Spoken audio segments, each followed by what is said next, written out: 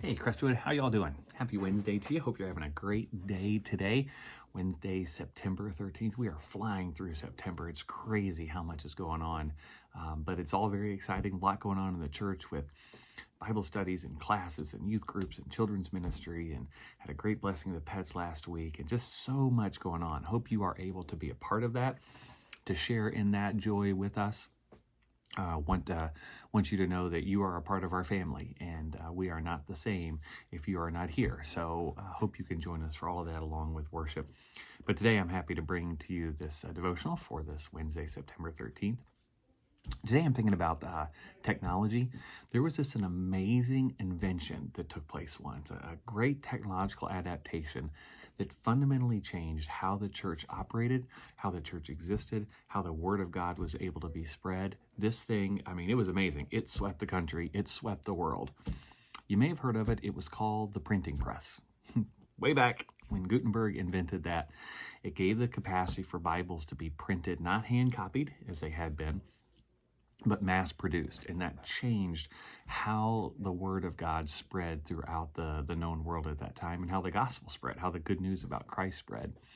And since then, there have been, obviously, a number of technological advances that have continued that, the biggest one probably being the advent of the internet, and all that has done for us to be able to connect and to converse and to research and to do all the things to help to grow our faith. I read an article this past week on the role of AI when it comes to the church.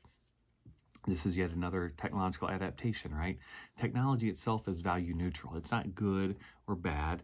It just depends on how it's used. And so this article was sort of talking about the pros and cons of what AI and things like ChatGPT and could do for the church, but how it also could be misused. For example, I could put in a few words and have ChatGPT write a whole sermon for me. I'm not going to do that. You have my promise that everything I preach will be from me.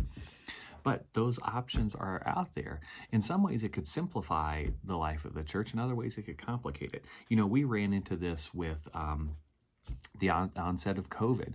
Thankfully, before COVID hit, we had already started live streaming services. We had started that about 6 months before, so we had the technology and the equipment to make that happen, and we were able to adapt pretty easily, somewhat easily, to live streaming and then pre-recording services during COVID.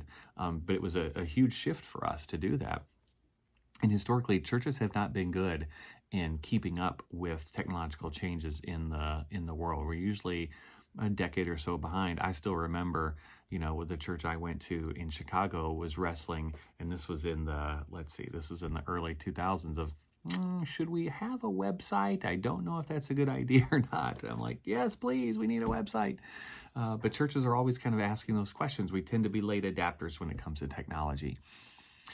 But the point I want to make is that God is at work through everything, including those sorts of adaptations. There's this artificial conflict that's set up between religion and science, as both of them try to wrestle with which one is right when explaining things.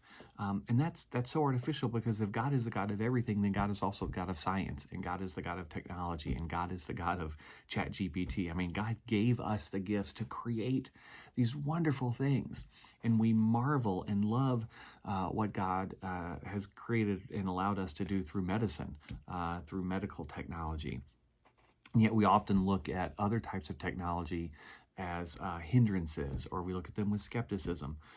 But as I said, technology is value neutral. It's how we use it. So how are we using the technology available to us to help spread the gospel? Well, live streaming worship services is a great example of that. Our ability to do that.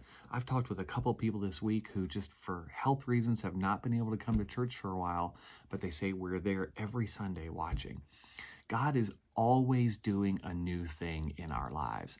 And the question we need to ask ourselves is, where is God in the midst of this change? We tend to be very fundamentally resistant to change. We don't like change.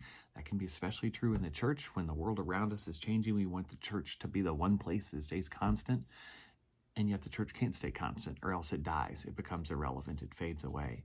And so we're constantly looking at how can we use technology like, recording a devotional on my phone and sending it out to you that day. How can we use technology to further the work that we're doing? How can we use technology to connect more to God and each other? Who knows what the next 6 months or a year or 5 years will bring when it comes to technological changes and adaptations. But we're going to continue to use those things to help reach you and connect with you.